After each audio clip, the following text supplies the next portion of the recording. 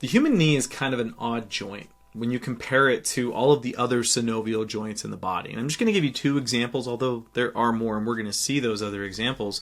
Because first off, what you see here highlighted in green, this is the femur. And this is the largest bone in the body. Well, right below it, we have another pretty massive bone. This is called the tibia. You can see that highlighted in green here. This is no scrub. This is a pretty massive bone. Well, considering how big those two bones are, barely any of them is touching at any given time. Now, granted, depending on the position, like the actual surfaces that are touching are going to be different, but this is kind of weird. Like, normally, like, you want to have as much of the bones coming into contact with each other as you possibly can, because that's going to make the joint more stable. Where here, it's like, do we not want a stable joint? Or it seems like you want to have a stable joint, especially for something that is so important, right? Because your knee has to be able to swing every single step that you possibly take. You're constantly standing on it. That's kind of an odd thing. And so we're going to see there's supporting structures. In fact, pretty much everything you see here is really a supporting structure, but it also does highlight the fact that knee injuries are extraordinarily common in human beings. And just the anatomy is a real easy reason to understand why. Now, the other thing I want to bring to your attention is this thing right here. This is called the patella, right? The patella, or your kneecap, this is a sesamoid bone, which means it's just a bone that developed inside of a tendon. So that means when you were developing back inside of your mom, when you were in her uterus, what would happen is you had just one mass of connective tissue going from your quadriceps down to your tibial tuberosity, which is this bump right here on the anterior part of your tibia. But then what happened is this little cartilaginous growth occurred that ossified and then became the patella. Right? Like, sesamoid bones are actually very common, right? You yourself have sesamoid bones throughout your body. They're extraordinarily small, and unless someone knows where they're that they're looking for it specifically, like let's say this is a horrifying scenario, but let's say you're getting dissected, right? The dissector, unless they know to specifically look for them, they probably aren't going to find them because they're so small. So my point is saying that, like, sesamoid bones aren't inherently uncommon, but when you look at different synovial joints, all these mobile joints of the body, you don't see sesamoid bones, right? They're not very typical, but here's the knee. Hey, I got my own little different bone here. It's kind of strange. And so what we're going to do in today's video is we're going to use one of KenHub's premium features. This is a study unit, which you could think of as a very detailed and thorough lesson on structures. And what we're going to do is explore the different anatomy, or the different structures in the anatomy of the knee. Now, we're also going to leave down the description below a 100% free KenHub article that I strongly encourage you to read through, because it is going to blow your mind with how many different things are inside of the knee and goes into explicit detail around the ligaments and all sorts of things that I'm just not going to be able to have the time to discuss today. Because, I mean, if this image does not show you how complicated the knee is, I don't know what would. So, with that said, let's go ahead and look at this. And so the first thing we're going to see here is what is going to be called the patellofemoral joint. So the patellofemoral joint is highlighting the fact that there's actually, the knee rather, is what's called a compound joint. It is two different joints. You have the patellofemoral joint, which is where the patella is meeting the femur. And by the way, this is going to be moving, because I want you to kind of picture, as the knee is kind of going back and forth, these two are going to be sliding against each other in slightly different ways.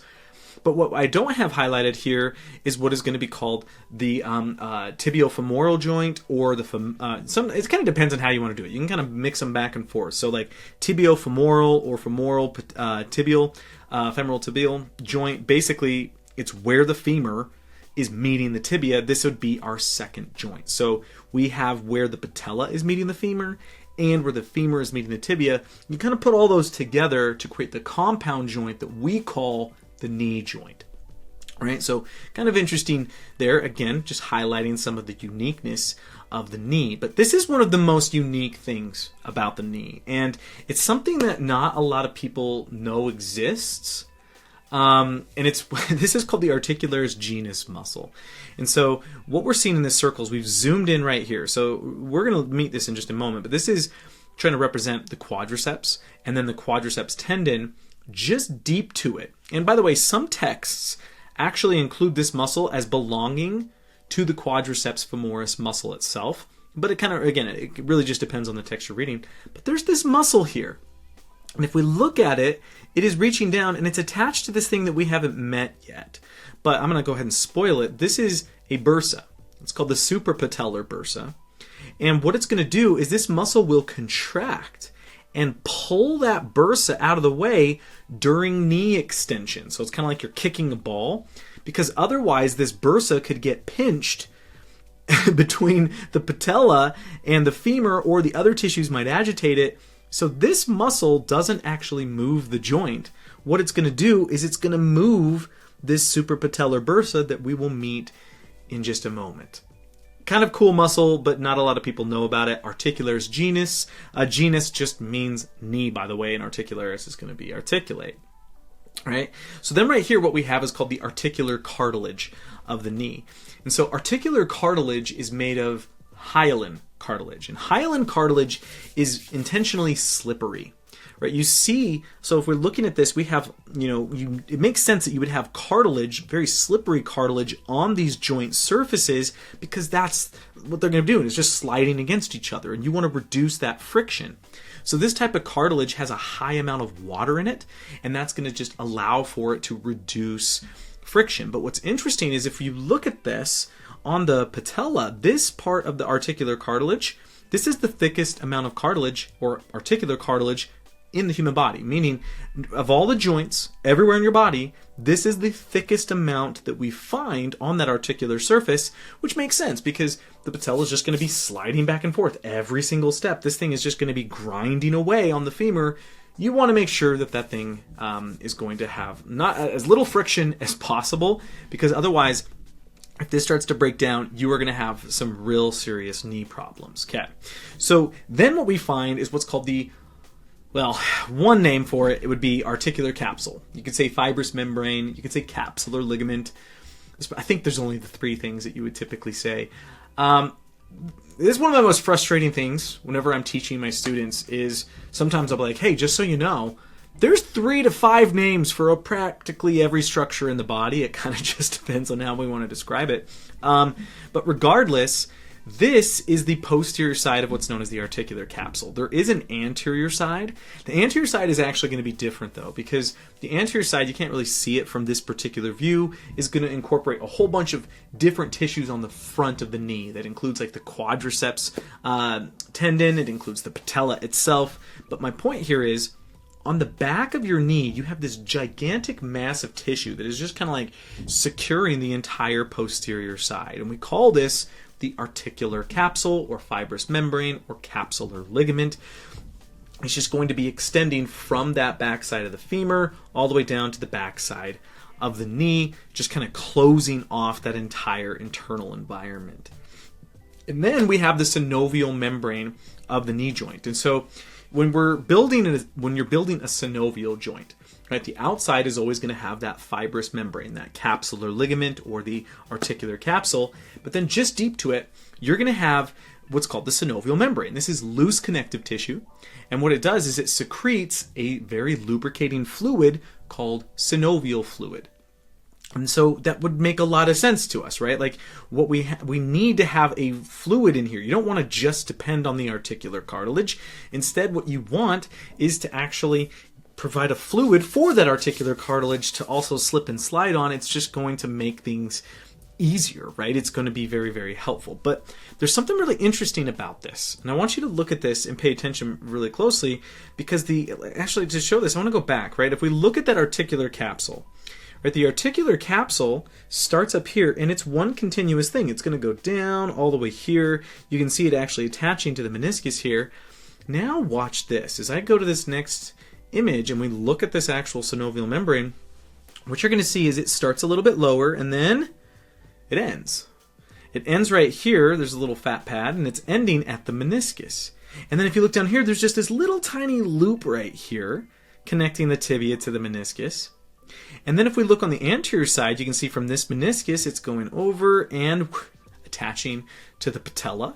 And then if we come up here, you can see that it's attaching to the top of the patella, coming around, and it's attaching to the Articularis genus, coming back around, and then coming back to the femur. And so this is one continuous cavity, but the synovial membrane itself is segmented. Right? It's segmented in just a little bit unique ways. It's interrupted basically by those menisci. So that is another interesting thing about this joint is, it kind of makes it seem like there's two separate areas, or possibly even three, depending on how you want to count it. But I mean, if you really look at this, it's essentially one continuous network, but still, right? So again, this is loose connective tissue, and it's just going to be secreting synovial fluid. Now, what it secretes the fluid into is what's known as the articular cavity. And so this is where we get to see that continuous network. And so the articular cavity, this is just the space that all the fluid is going to be in. So obviously this would be bordered by the synovial membrane, but it's also bordered by the articular cartilage. And so you can just imagine there's going to be a whole bunch of fluid just in here, making sure everything is nice and lubricated. All of that is going to be in the articular cavity. And then if we come to the next one, now we can actually see the medial meniscus. And that just goes to show that this is not quite in the exact center of the knee. It's a little bit parasagittal, which just means off-center.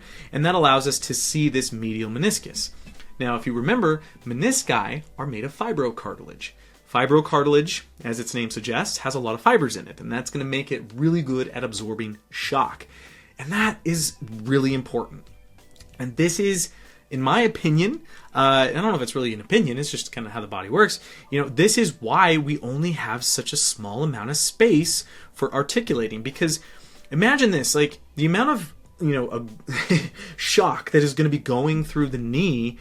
If you want to actually have that range of motion, right? The range of motion is really important to have that hinge-like nature.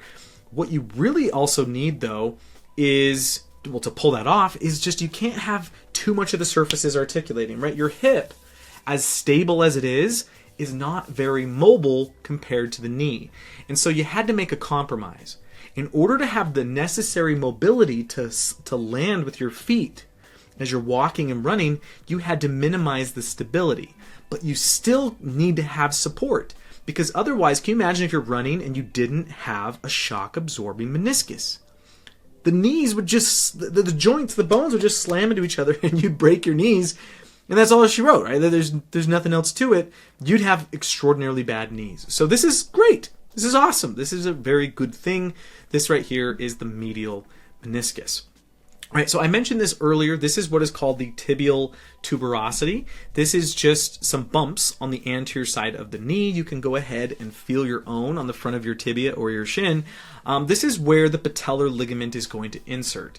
And the patellar ligament would then, again, go to patella, go to the quadriceps femoris. So all four heads of the quadriceps femoris muscle are all going to insert here, technically at the tibial tuberosity, although we could also technically say it's just the patellar ligament, but it's just a bump on the front of the tibia.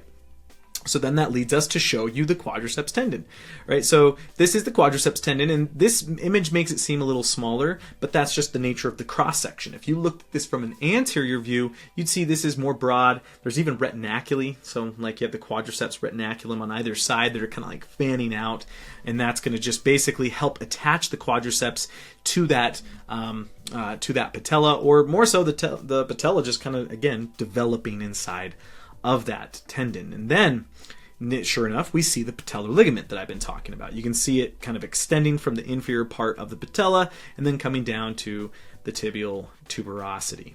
All right, so now we're going to talk about bursae. And so this is really important. We're going to probably have to refresh you on this. Like, what is a bursa, right? A lot of times people have heard of bursitis. A bursa, which we are zooming in on this thing right here. So this is the patella. We are on the anterior surface of the patella. So as we zoom in here, we can get this really good look at it. You can see like it's a closed system, right? Because this is a cross section. But you can see like it's looping in on itself. It's just going around. This is made of the exact same stuff as a synovial joint. It has a fibrous membrane on the outside, which is just made of dense, irregular connective tissue. And then it has a synovial membrane on the inside. And then it secretes synovial fluid into that space, right? So what happens here, this is a fluid-filled circle of sorts, right? And that's what we call a bursa. This one is what we call the prepatellar bursa. So the prepatellar bursa is just going to be on that anterior surface of the patella. So you could actually feel this these things are so thin. I don't want you to think like there's this thing that you can just slide around and move and you're going to know. They're very, very, very thin, but you could actually feel this just by sliding your fingers around the skin on the anterior part of your knee. So that again is the prepatellar bursa. So now we're going to meet the bursa that we discussed earlier. This is called the suprapatellar bursa. So the suprapatellar bursa, this is going to, you can see, attaching to more or less to this top portion of the patella, coming around, and then it's going to be attaching to the Articularis genus, and then coming back around and going to the femur. Now, remember, a bursa, like I just said, is made of the exact same stuff as a synovial joint. Because if we went back, you could actually see that we already highlighted this as being part of the articular cavity as well as the synovial membrane, because they are the same thing, right? This bursa is kind of like this little inlet, this little island of sorts of just a synovial joint of the articular cavity that we just happen to call the suprapatellar bursa. And what this thing is doing, you can just picture this, like imagine again, this is pulling, or it's attached to the patella. The thing that's actually doing the pulling is the Articularis genus, but I mean it's going to be there to reduce friction as the patella is just kind of rounding around during extension and flexion of the knee. All right. So then we have these fat pads. So these are the suprapatellar fat pads. We're going to have, we can see right here, an anterior suprapatellar fat pad. So this is a fat pad, let me get that actually out of the way, between the quadriceps femoris tendon and quadriceps femoris muscle and the Articularis genus, and then that suprapatellar bursa. So this is just a fat pad. I always tell everybody, like, look, I say this with love. I say this with respect. You are really, really good at gaining weight. Like, you're really good at it.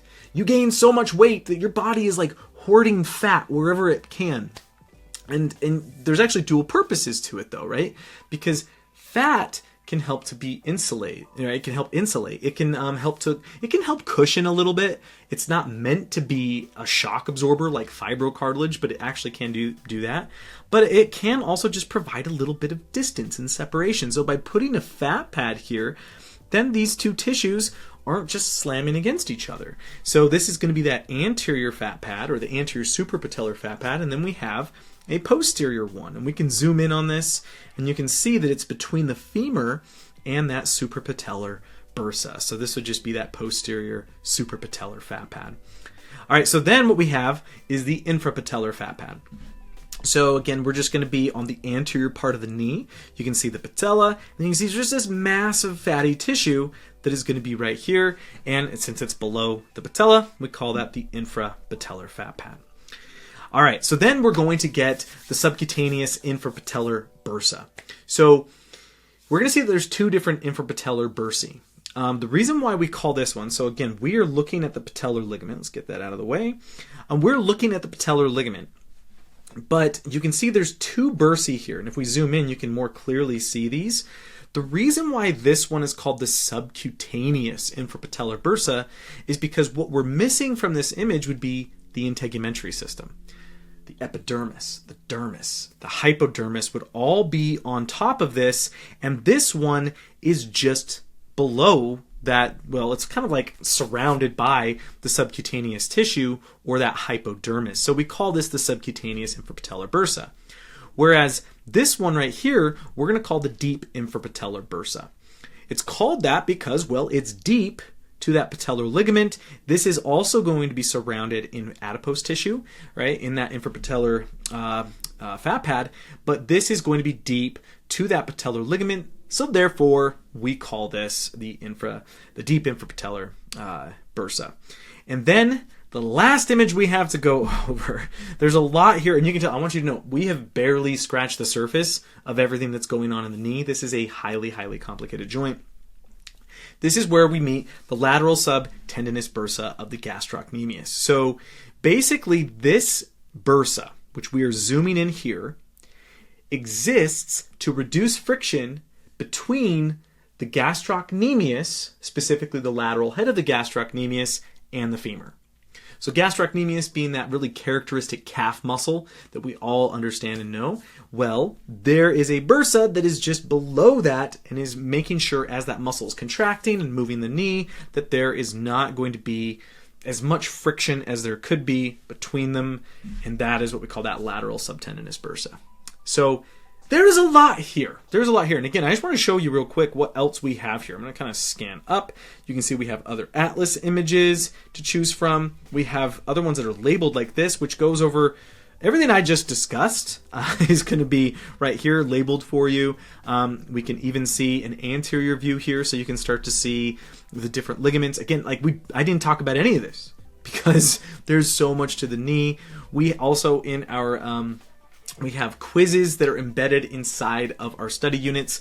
Again, the quizzes, this is all part of a premium subscription to KenHub. You can see we even have videos for you to watch and observe if you're really wanting to just deep dive into it. And then at the very end of all of our study units, we always have an exam. That way you can test yourself and make sure you are understanding everything correctly. So, by the way, again, there is also going to be a 100% free KenHub article attached in the description below, all about the knee, so you can kind of explore everything. You can see it's going to be this one right here. Just kind of click on it. You can see that this one is it's built encyclopedic, so that you can just read and understand, has plenty of 100% free KenHub Atlas images. I feel like I'm yapping a lot. My point here is we are here to support you and give you as much value as we possibly can. But I just want to say thank you for hanging out with me. I really, really hope you learned something good today. If you did, please be sure to hit the like button. Little things like that go a really long way, and we endlessly appreciate that. But again, thanks for spending some time with me, and I will see you in the next video.